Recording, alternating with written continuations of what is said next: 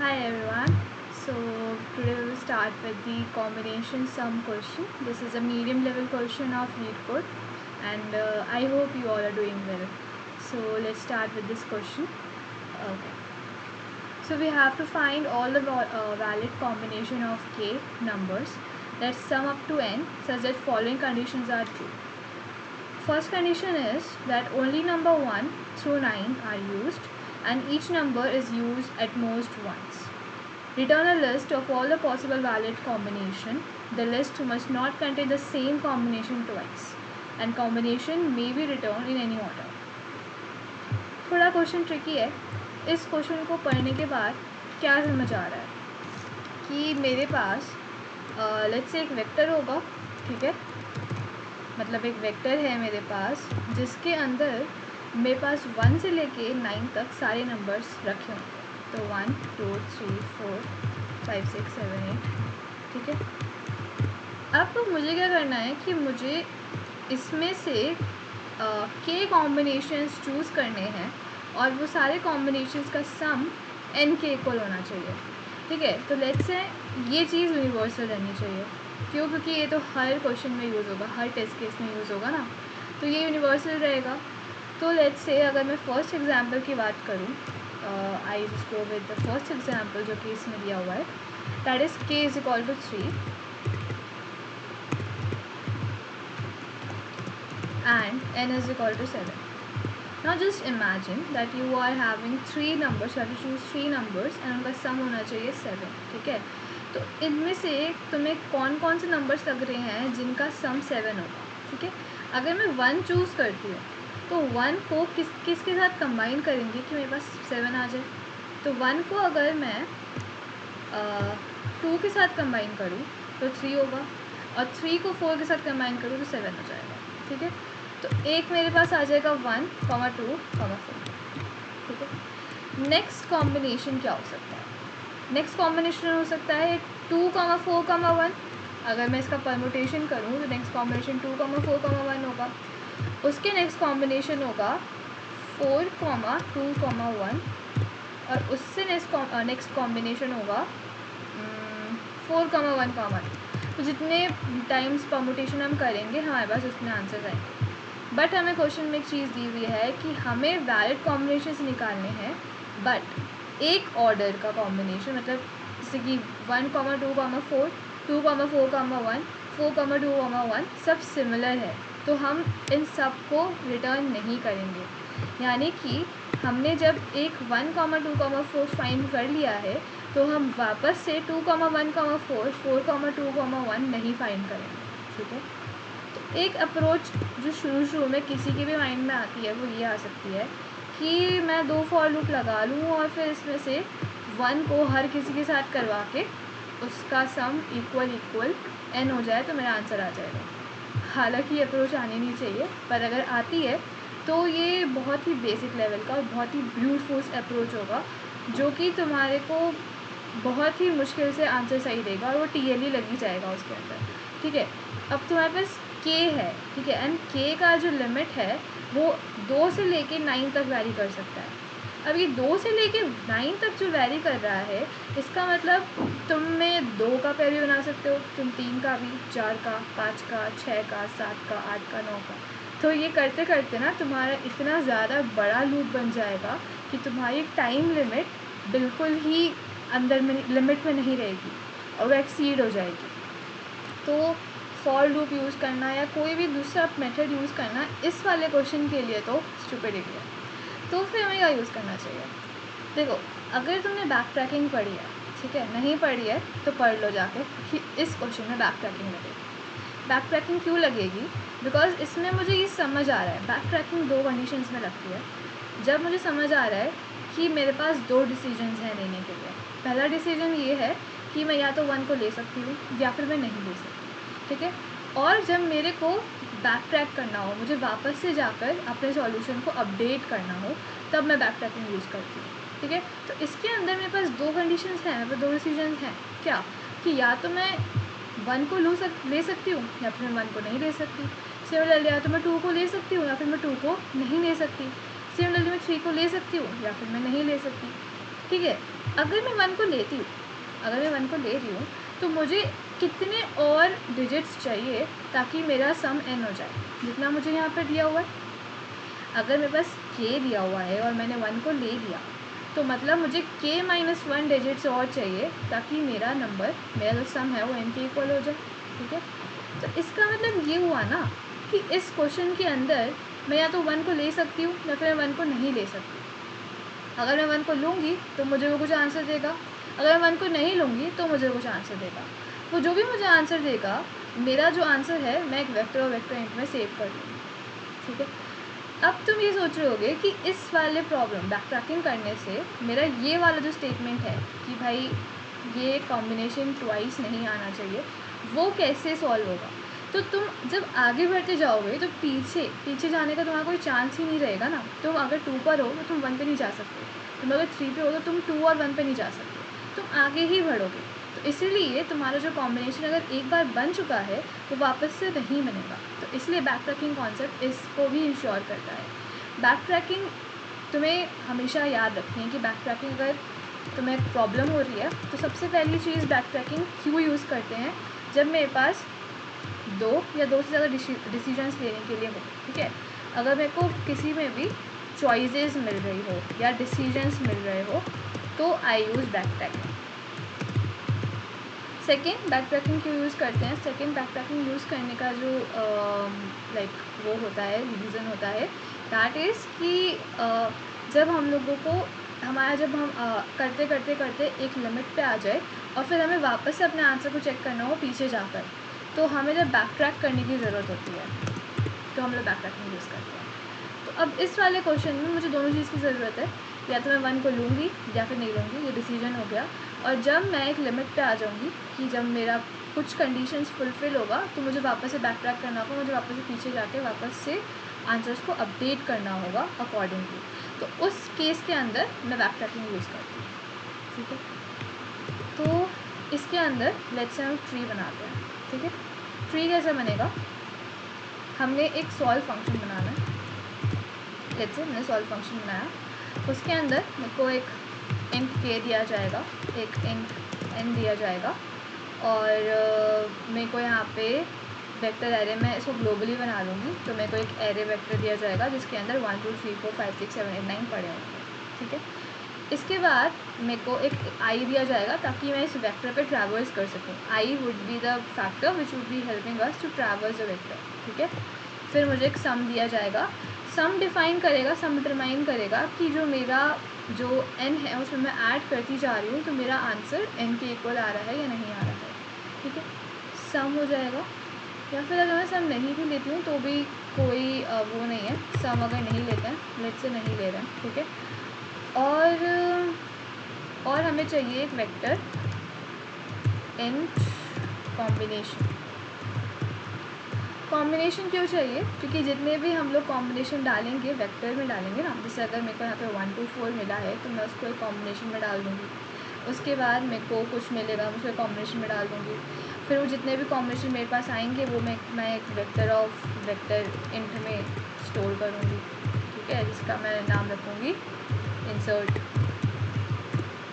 ठीक है, रिजल्ट, ठीक है। अब इसके अंदर तुम ध्यान से देखना मैं क्या करने वाली हूँ।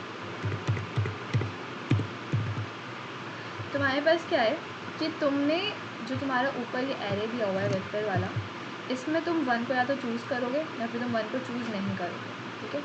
नाउ लेट्स से तुम्हारे पास 2 चीज़ें हैं, या तो तुम 1 को चूज़ करोगे या फिर तुम 1 को चूज़ नहीं करोगे। So let's say you choose 1, ठीक है। अगर तुम 1 को चूज़ कर रहे हो तो 1 को अगर चूज़ करेंगे तो जो मेरा k है, अब k में से कितने और एलिमेंट्स मुझे विज़िट करने हैं, k माइनस 1, तो यहाँ पर k माइनस 1 हो जाएगा। n में मेरे को कितना नंबर हटाना है, कितना हटाना है, मैंने एरे का ith एलिमेंट लिया है तो मैं एरे में से n में से एरे का ith एलिमेंट हटा दूँगी।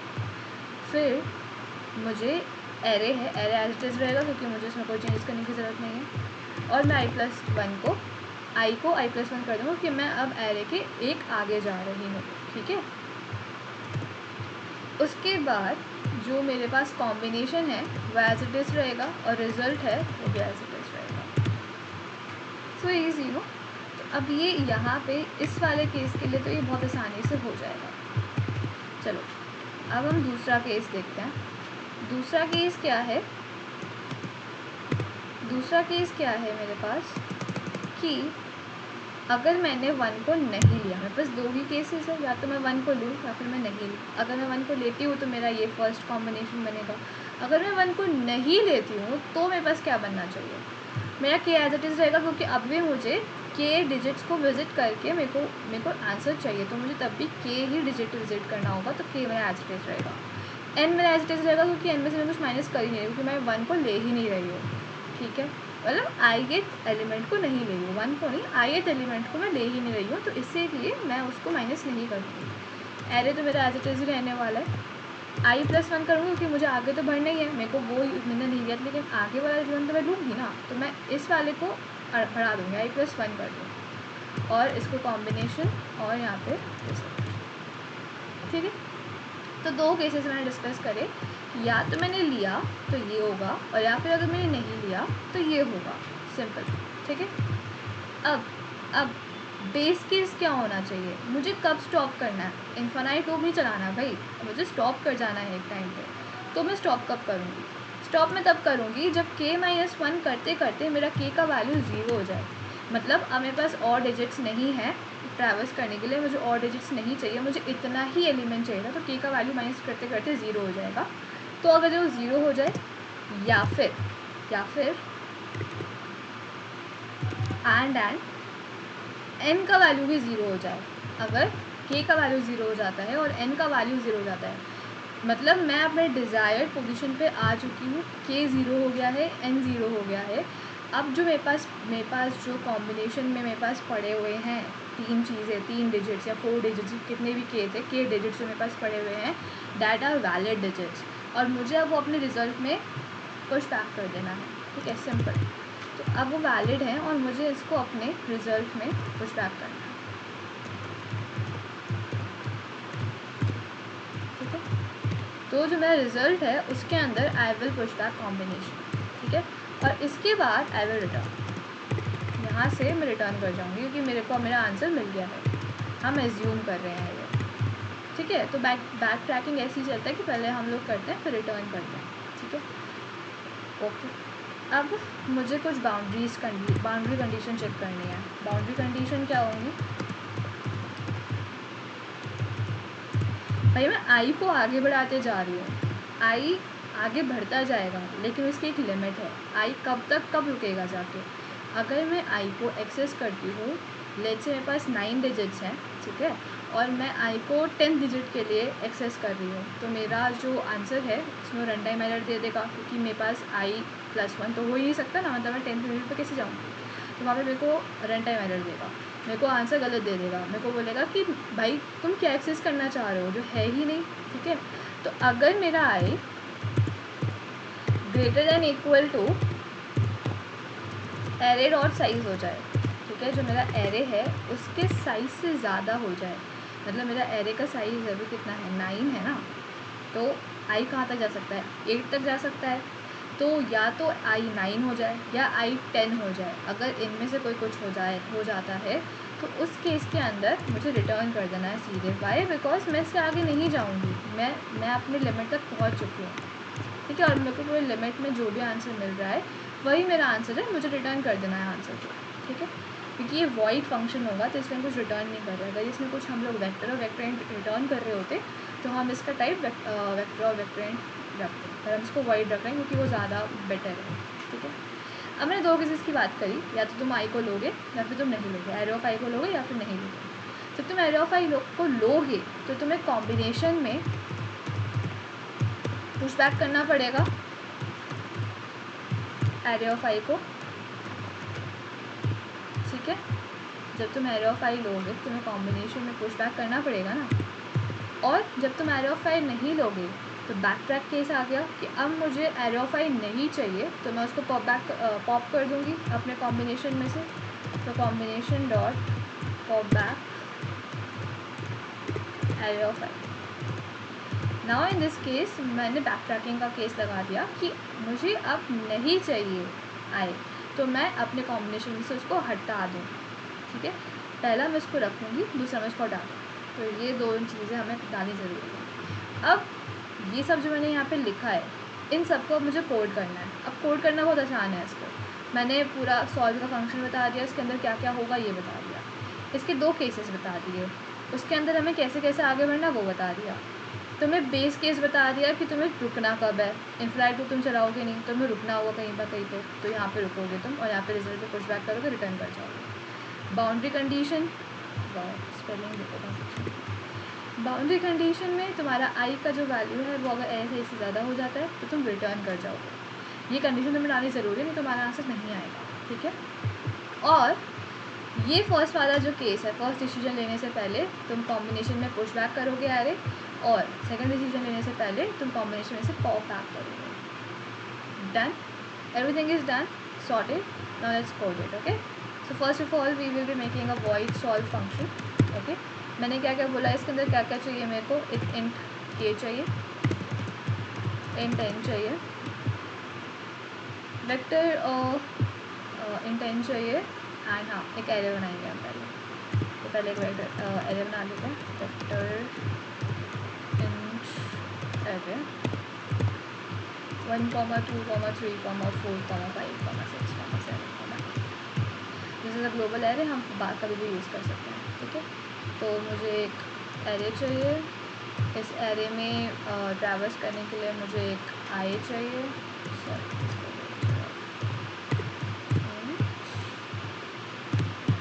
ठीक है। मुझे एरे में ट्रैवर्स करने के लिए एक आई चाहिए, और मुझे क्या चाहिए, वेक्टर ऑफ इंट कॉम्बिनेशन,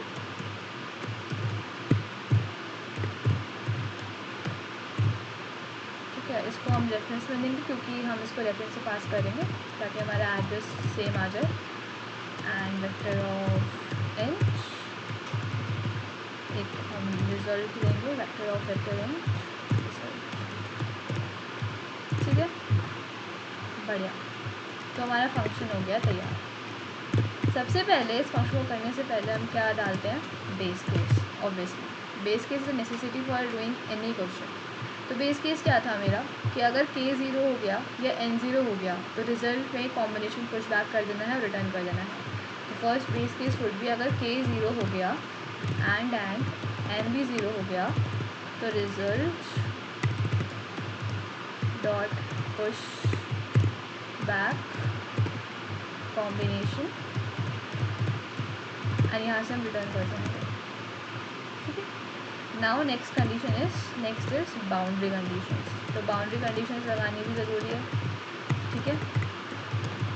तो बाउंड्री कंडीशंस क्या होंगी, अगर जो मेरा आई है वो मेरे एरे डॉट साइज से बड़ा हो जाए, ठीक है। तो ऑब्वियसली हम आगे एरे डॉट साइज, हम आगे वाले एलिमेंट्स को तो हम नहीं करेंगे ना ट्रैवर्स, तो हमें यहाँ से रिटर्न कर जाना है। फिर हमारी दो कंडीशंस आती है, या तो मैं आई को लूँगी, एरे ऑफ आई को, या फिर मैं नहीं लूँगी। First is case 1, if I take array of I. So if I take array of I, तो मेरे पास सबसे पहले मुझे क्या करना होगा, कॉम्बिनेशन सम में, कॉम्बिनेशन में मुझे एरे को ऑफ आई को पुश बैक कर देना होगा, ठीक है, क्योंकि वो मेरा इम्पॉर्टेंट स्टेप है, ठीक है। और फिर मुझे अपने फंक्शन को कॉल करना है, सॉल्व। सो मैंने यहाँ पे लिखा था कि जब मैं ये वाला फर्स्ट वाला केस लूँगी तो मुझे क्या क्या करना है, k-1 करना है, n माइनस एरे ऑफ आई करना है, एरे i+1 कॉम्बिनेशन रिजल्ट। तो मुझे यहाँ से यहाँ पे क्या क्या करना पड़ेगा, k-1 कर दो, n में से एरे ऑफ आई माइनस कर दो, ठीक है। फिर क्या है, एरे i+1, ठीक है, and combination as it is रहेगा, रिजल्ट एज इट इज़ रहेगा, ठीक है। Next is the case 2। Case 2 क्या है कि if I don't take array of I, अगर मैं एरे ऑफ आई को नहीं लेती हूँ तो मुझे सेम चीज़ करनी है, बस थोड़ी सी चेंजेस करना है। वो क्या क्या, कि k को मुझे -1 नहीं करना है क्योंकि मैं अब कुछ नहीं ले रही, n में से मुझे माइनस array नहीं करना है क्योंकि मैं कोई भी एलिमेंट नहीं ले रही, i+1 करना है, कॉम्बिनेशन रिजल्ट करना है, and this will give you your desired output. अब यहाँ पर आके तुम्हें क्या क्या चीज़ें बनानी है, तुम्हें एक वेक्टर, यहाँ पे हम इसको रेफरेंस से पास कर रहे हैं, इसको भी हम रेफरेंस से पास करेंगे क्योंकि हमें ये रेफरेंस में चाहिए, ठीक है। फिर वेक्टर ऑफ इंट कॉम्बिनेशन बनाएंगे एक तो, ठीक है, एक वेक्टर ऑफ इंट रिजल्ट बनाएंगे, एंड हम सॉल्व को कॉल करेंगे, ठीक है। तो अब मैं सॉल्व को कॉल करूँगी तो मेरे को क्या क्या चीज़ें चाहिए, मेरे को चाहिए k जो कि मेरे को क्वेश्चन में दिया हुआ है, मुझे चाहिए n जो कि मुझे क्वेश्चन में दिया हुआ है, मेरे को चाहिए एरे जो मैंने ऊपर ग्लोबली बना लिया है, आई मेरा 0 से स्टार्ट होगा, कॉम्बिनेशन रिजल्ट मैंने बना लिया है, एंड लास्ट में you will return result. So this was so easy to frame this, and this was so easy question actually. अगर तुम्हें थोड़ा सा समझ आ जाए ना कि तुम्हें इसमें करना क्या है, तुम्हें फंक्शन कैसे बनाना है, तुम्हें क्या क्या चीज़ें करनी है, तुम्हें ऐड कैसे करना है, तुम्हें हटाना कैसे, तुम्हें क्या क्या चीज़ें, डिसीजन कैसे लेना है, बेसिकली ये समझ आ जाए, बैक ट्रैक कैसे करेंगे ये समझ आ जाए, तो ये क्वेश्चन तुम्हारा 5 मिनट में हो जाना चाहिए अगर मेरे हिसाब से बोलोगे तो। ये इतना आसान क्वेश्चन है, ठीक है। Let's run this question.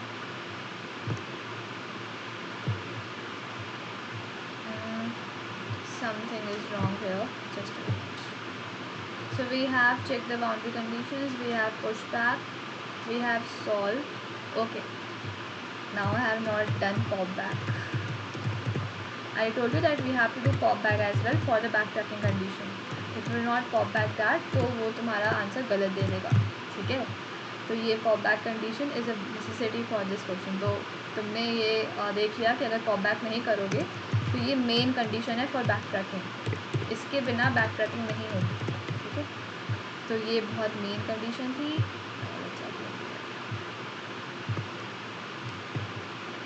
Okay, सो मतलब एक तरीके से गलती थी, पर तुम्हें ये समझ आ गया कि pop back was so necessary for this particular question. Pop back करना बहुत ज़रूरी था। ये तुम्हारा बैक ट्रैकिंग कंडीशन को ये डिटरमाइन करता है कि तुम्हें पॉप बैक करके वापस ऊपर जाना है और सेकेंड वाला जो नंबर है उसको लेना है, ठीक है। That's why we are doing pop back. Pop back करना is the necessity for backtracking. तो सबमिट करके भी देख लेते हैं, and then let's discuss the time complexity and space complexity for this question. Okay, so it's taking 3 millisecond and run memory is 7.88 MB. So any guesses for the time complexity and space complexity? Let's see it.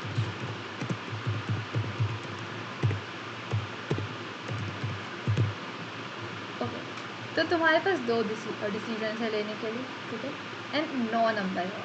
तुम्हारे पास दो decision हैं और 9 number है, and तुम्हारे पास कितने वो है, मतलब कितना नंबर तक तुम्हें जाना है, n। वर्स्ट केस में क्या हो सकता है कि तुम्हारा n इतना बड़ा हो कि तुम्हें पूरा का पूरा जो 1 से लेके 9 तक पूरा का पूरा वो 9 नंबर्स में ट्रैवर्स करना पड़े और तुम्हें सारे के सारे n को उसमें माइनस करना पड़े, ठीक है।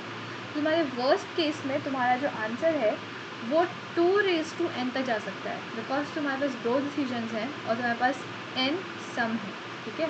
तो in that case your time complexity should be 2n, but it would work fine. 2n is a very bad for time complexity according to the chart of time complexity. Okay, graph जो उसका होता है 2n सबसे ज़्यादा माना जाता है और फर्स्ट माना जाता है। लेकिन इन दिस क्वेश्चन हमारे पास k का वैल्यू बहुत कम होगा, ठीक है, तो हमें ज़्यादा ट्रैवर्स करने की ज़रूरत नहीं पड़ेगी।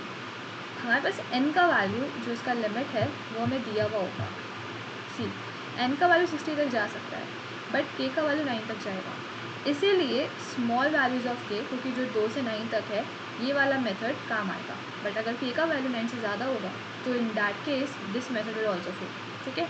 So for small values of k, ये 2n time complexity is a better time complexity and we can use it. Okay, so backtracking is the only method you can do this question. Okay, now we have space complexity. Now space complexity for this question is, हमने क्या किया है, हमने एक vector int extra बनाया है, ठीक है। तो उस केस के अंदर हमारी जो स्पेस कॉम्प्लेक्सिटी होगी that should be big of n, ठीक है। सो time complexity is big of 2n and space complexity is big of n, ठीक है। So I think this question is clear to you all, and if you have any doubt you can ask in the comment section. Thank you so much for that.